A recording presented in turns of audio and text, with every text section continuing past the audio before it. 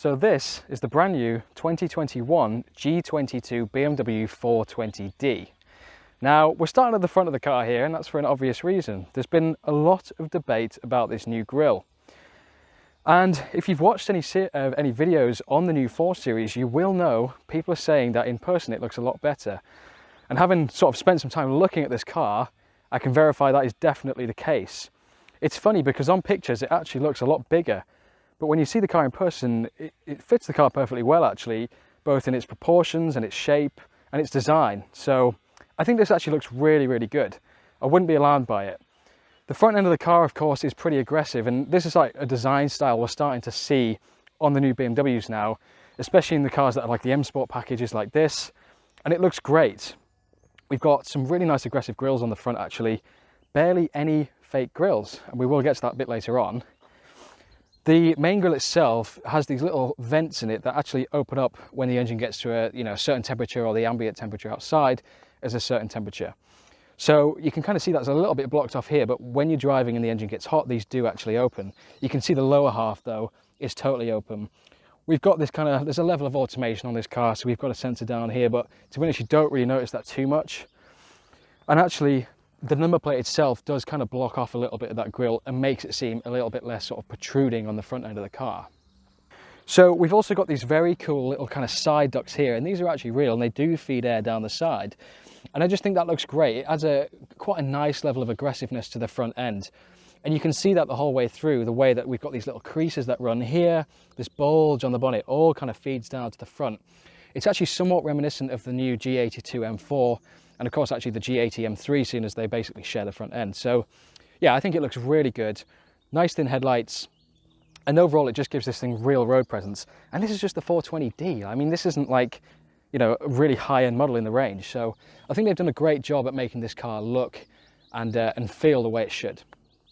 So moving down to the wheels then, we've got these very nice M Sport 19-inch rims set against some nice beefy M Sport brakes. And I know I bang on about this a lot, but I like a nice set of calipers and discs, and they always do a fantastic job on these new M Sport models.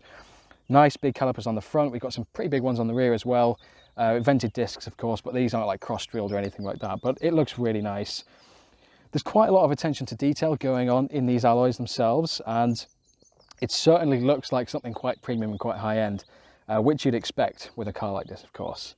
It's running on a 225 section front tyre, and it's actually 255 sections on the rear, so quite a bit of mechanical grip from these tyres, but we will talk about the driving dynamics later on when we take this thing out on the road. Moving on to the side of the car then, this is where it really comes together, because of course the 4 Series is the coupe, and we've got this very nice sort of sleek design that runs all the way down. And we'll talk about the interior actually in a little bit, because obviously one of the concerns with a sloping sort of roof is that the back seats are virtually unusable, but that's really not the case in this car. As I say, it really feels like quite reminiscent of bigger GT cars. Of course, this is just the 4 Series, so, in terms of where it sits in the lineup, it's well below the likes of the 8 Series, but it's very reminiscent. We've got these really nice big doors, and they're totally frameless around the window as well. Again, just making the whole thing feel very, very premium. So the rear of the car then, well, I think this is actually one of the best looking bits. We've got this really nice little lip spoiler that's just sat on the boot lid there. And again, all these lines kind of fold into the back. It's a very aggressive looking rear end. We've got a diffuser-like kind of rear bumper, 2 tailpipes at either side, nicely set apart, and some very cool kind of like thin tail lights. These are obviously effectively the same ones that are on the G23 series. And again, I said in that video when we reviewed that I really liked how this car looked. So yeah, it's very, very kind of reminiscent of that design style. We've got some kind of vents down the side, of the rear arches there. These are actually fake. They don't really go anywhere. So, it's not ideal, but they look good. It adds, once again, a very nice level of aggressiveness to this car. And as I say, this is great. This is just the 420d, but it really looks quite special. So as I mentioned, coupe, people might be concerned about how much space there actually is, but fear not. If we look in the boot of this thing, it is huge. It goes, what must be 4 foot back from the load bay. And even this kind of access hole here is quite good. Often what you get on these coupes and saloon cars is that you have quite a narrow opening, but no issues at all, carrying tons of camera equipment. You've got nice little gaps down kind of into the wheel arches as well, where you can store things. It's just fantastic. You could easily do long journeys in this car, and I suppose that's really what it's aimed at because it's pretty much a GT. So the interior of the G22 then, what do we think? Well, as always with BMW products of late, this feels very, very well done.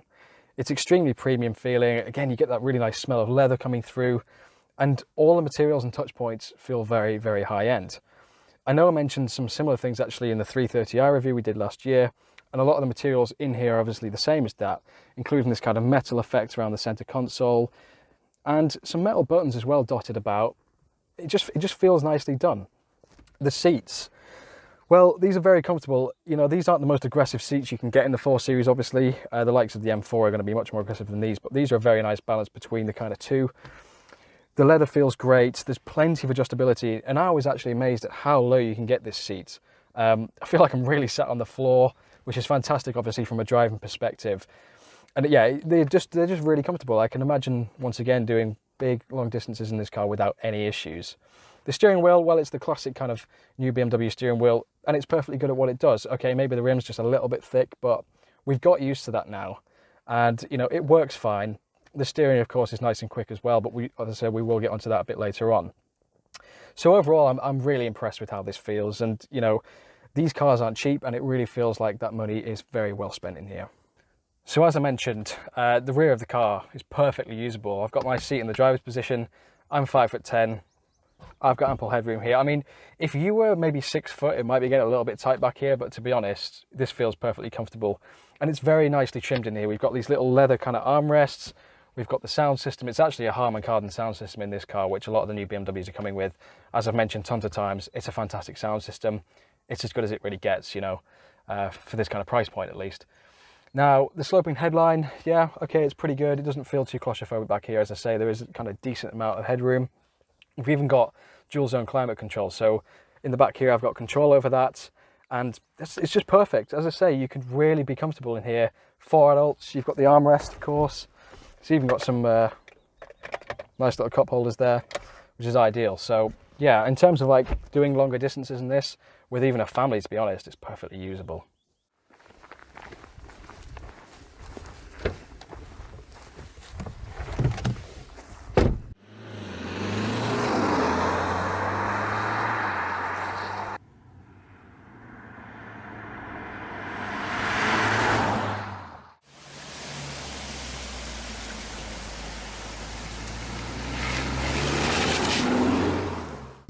So, what's the G22 4 Series like on the road then? Well, of course, the 420D model we've got here isn't the most sporty model you can buy, and yes, it's just the 2-litre diesel, but it does provide some pretty good power figures actually. We're looking at about 190 horsepower and 295 pound-foot of torque. So, yeah, it's pretty decent. It gives a 0 to 60 time of 7.1 seconds and a top speed of 149 miles an hour. So, I would say it's pretty adequate. The type of people that are probably going to be buying this car, I would imagine, will be doing more longer distances, and therefore it's not necessarily just about out and out speed, but you know, more about the economy over a longer trip, and that's what this car is absolutely made for. The MPG this thing can deliver is truly incredible. I mean, we're averaging right now around 45 MPG, and I mean the quoted figures on motorway journeys, well, all around of course, are going to be around about 70 miles per gallon. And we actually had this out on some dual carriageway earlier at 70 miles an hour, and it was doing about 75 mpg. So it's really, really impressive. This thing literally sips fuel. Of course, as well, in this new lineup of cars, we've actually got a mild hybrid system, which means we've got an 11 horsepower electric motor assisting that diesel engine a little bit along the way. And effectively what that's going to do is provide some torque feel lower down as the turbo tries to spool up. And it also, what I've noticed is when you're driving in the normal mode in comfort and in drive, you can just feel it regenerating a little bit of power as you slow down. And it feels like it's probably doing a pretty good job actually of really helping to improve the economy of this car. If you start to push on a bit, I mean, you can hear the engine there. It's not a bad sound, to be honest. It's quite a classic 4-cylinder diesel sound, and there's definitely a little bit of fakery coming through the speakers. But that's just something we've come to sort of accept at this point. But I don't think it sounds too bad.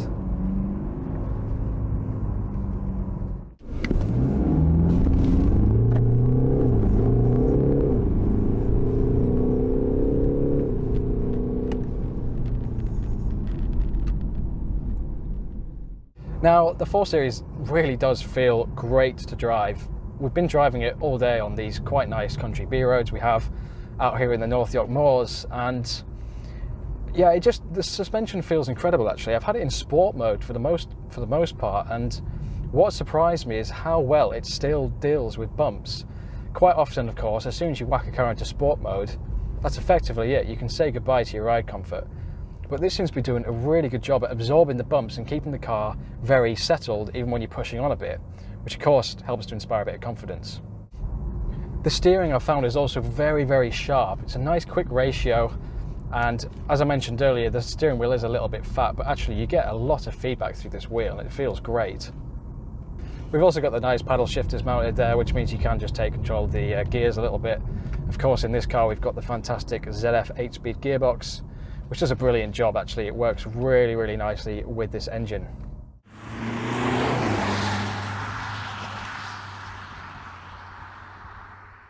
So just start to push on through this little bit here then. Of course, this is a rear-wheel drive car, so it does feel rear-driven. There's not tons of kind of traction from that back end because it tends to just spin up one wheel. But for the most part, it does feel actually pretty fun to drive, even with this diesel engine. But of course, there's just a big chunk of torque down in the low RPMs. In fact, I think the peak torque's around 2,500 RPM. So it really does a pretty good job. Of course, there's not really much point in revving it past about 4,000 because it's not really doing a whole lot at that point.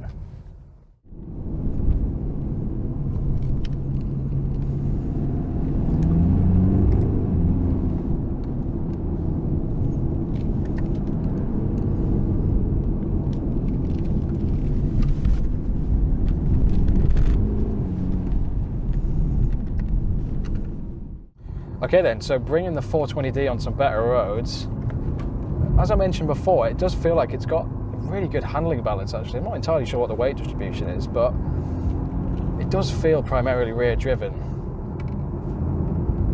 And I love how direct the steering is as well with this sort of faster rack we're seeing these days.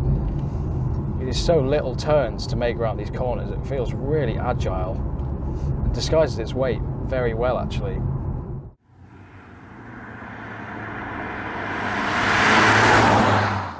What I've noticed with this car as well is the brake pedal has a very sort of positive bite on the start, and I think that's probably partly to do with the mild hybrid system. I think it's just regenerating a bit of energy when you first touch the brake pedal, and it takes quite a lot of speed off.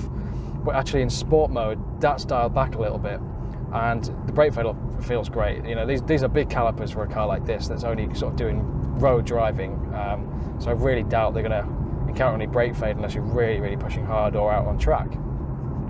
So we do have quite a few driving modes on this car actually, including we've got an eco mode, comfort mode, sport mode, and you've also got a totally individual mode which you can configure to how you like. And there's a bunch of different options in there, you know, like suspension, steering, engine, gearbox, so there's a lot of stuff you can change there. So it works really nicely, and actually in comfort mode this thing is so quiet, so you can barely hear the engine at all. And at 70 miles an hour on like a dual carriageway or motorway, there's just no wind noise or anything. And as I mentioned before, I think this car is really going to be at home doing those longer distances, out on motorways or dual carriageways.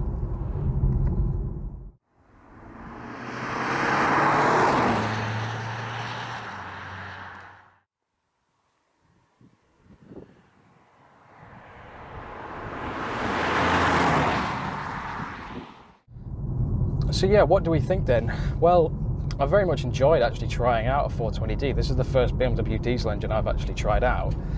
And of course we know of previous generations, things like the 320 and 420D have been insanely popular cars. They've just sold millions of the things. So I do wonder how many of these they're going to sell. I mean, obviously things have changed a little bit now. Diesels maybe aren't the option most people are going for. There's been some kind of mixed press on them, of course, over the years. But yeah, it's going to be interesting to see. I can totally imagine, you know, maybe the businessman, for example, who's traveling further distances, lots of motorway, but also wants something that looks and feels nice and is a premium product. This could be a fantastic car for them. But at just shy of £50,000 as spec'd in this car, it's certainly not cheap. At that sort of price, we could be getting into all sorts of things, and You know, this is just the 420D. You've still got things like the 440i at the top end, if you really wanted some extra performance, let's say. So yeah, it's very interesting. I'll be interested to see actually how many people do pick these cars up. But if you're in the market for the new 4 Series, I would highly recommend the 420D actually. Yes, it might not be the most exciting engine, but you know, you can still have fun in this thing. As I've said, it's rear wheel drive. You can still throw it around a little bit on these country roads and enjoy it. But in terms of its sort of daily use, if you were just commuting in this thing, occasionally going on some nicer roads, this would be absolutely perfect. Now, I just want to say a huge thanks to Virtue BMW Teesside for making this review possible. They've got tons of great stock in there at the minute, both new and used. So as always, please do go and check those guys out. I've left all their links in the description below. You can follow them on social media, you can go to their website and see what stock they've got in.